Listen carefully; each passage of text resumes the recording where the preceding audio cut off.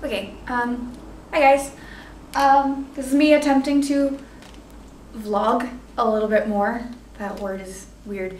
And I'm taking advantage of the fact that my apartment is currently empty. You can see my roommates left a little early because they had a lease already signed up and I'm moving in with another friend, so I don't have the same time constraint. So I am currently doing the fantastic job of preparing to move, which is always fun. And honestly, I think I decided I wanted to make this video not just because I have an empty apartment, but because I have an empty apartment, it's kind of lonely. And this gives me the illusion of company. Ha! Sort of. Also, I have no internet, so I get bored really easy when I'm here, except on my phone. But it's annoying to type on my phone. Anyway, so we're making a video about moving. It's gonna be super exciting. Aren't you excited? I'm personally extremely excited. Yes.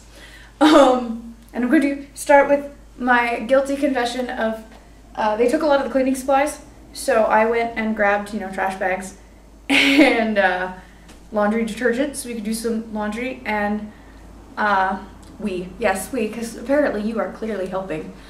And I found this lovely all temperature, which, as you will see, is small and mighty, or I don't know if that's backwards for you guys. I'm hoping it's not backwards.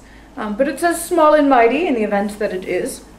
And clearly, that spoke to me on a deeper level, or something like that. It just made me giggle. So we'll be using this, and hopefully it will not kill all of my color clothing. I feel like laundry is this phenomenally boring chore, which I'm extremely grateful that I actually have a washer and dryer in my apartment unit. That has not always been the case, and it was frustrating. I've always had at least, that group laundry thing, which I guess you can kind of leave it alone, but then you run the risk of those creepers like taking shit out and leaving it on top of the washer and dryer, which drives me crazy. So you don't, I guess, so that's great. I mean, you don't have to go to a laundromat or something, but I don't know. You could do the whole Dr. Horrible and meet your Felicia Day and whatnot, or if you like dudes, your Felicia. I'm not going to finish that because that sounds dirty. In the extremely unlikely event that Felicia Day ever sees this, I really apologize. I almost made your name sound like Felicio. Let's see. So what's been going on with me? Oh, no, I've been talking. How about you, you go ahead and tell me all about you. What you've been up to and all that jazz. It's not really how vlogs work, is it? Setting. I really wish that you could just talk at me, because that would make this so much easier, and I would feel a lot less lonely in this stupid empty apartment, and it would just be awesome, I'm just saying. Fine, what else is going on with me? The show is going really well. For those of you who don't know, this weekend we've got Funeral Potatoes along with 3 other one-acts going up at the Odd Duck Studio in Seattle, Washington. Super exciting. If you're local, I highly recommend you go. I do give a heads up, it's a bit of a, I'm not sure if you've read Funeral Potatoes, but it's a darker comedy about, that deals with some stronger themes of death and whatnot. But the other two, because it is a series of one-acts, I'm not sure if I just mentioned that, but I'll know when I go back and edit and go, I'm an idiot. Anyway, the other two deal with domestic violence and victim blaming when it comes to rape victims. So very sensitive material, but extremely awesome. They are going to be very, very beautiful pieces. I'm really excited to see the other two. So once again, that's at the Odd Duck Studio, May 4th through 6th in Seattle, Washington. It's going to be amazing. I will put a link right here to get tickets. If you have not yet and you are local, shame on you. It's opening this weekend. What's wrong with you? Come on. And oh, another fantastic thing that's happening today until Wednesday, to get you through with your fix apparently, because I'm extremely vain and think people need to see that much of me while I'm making a vlog, so I guess that says one thing about my ego. Anyway, that's not the point.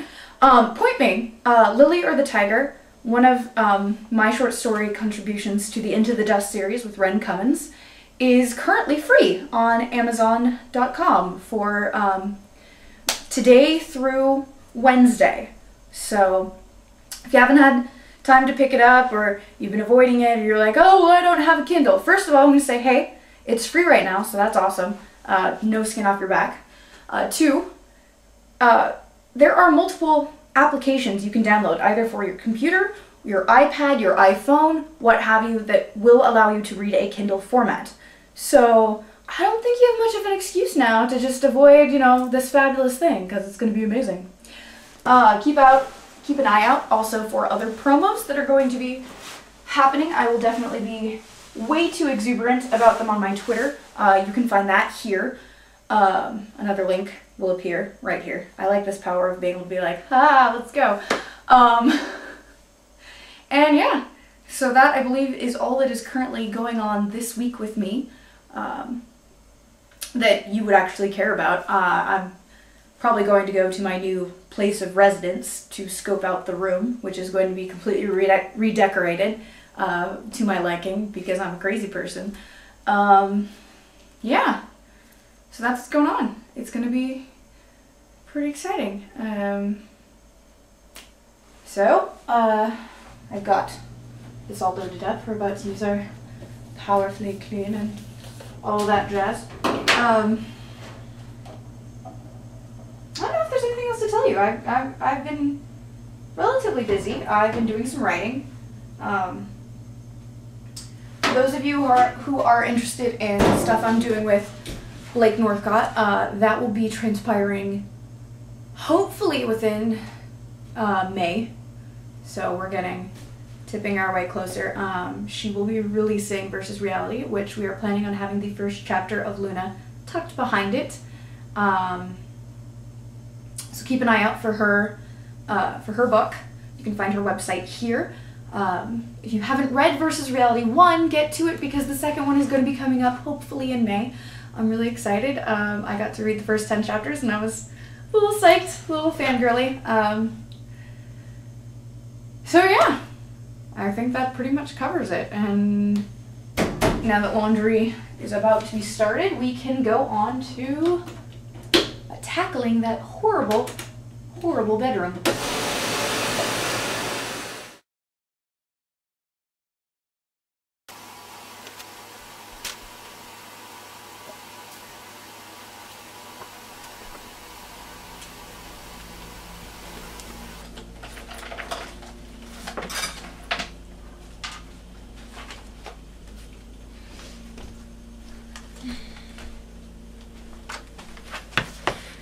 Okay, so cleaned up a lot of surface area. All the laundry is currently in a pile over there in the hamper and around the hamper. So that's all getting ready to be washed and folded so that we can get rid of it or take it with us to the new place. I don't know why I keep using a plural. I apologize.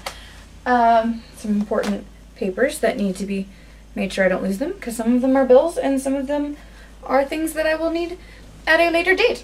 So yeah, I'm actually gonna go get some food.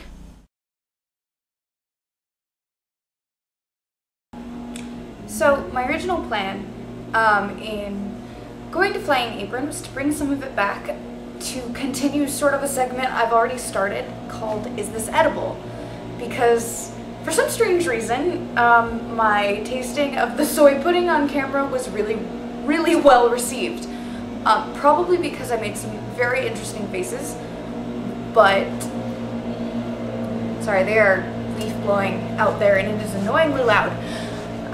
So hopefully you can hear me.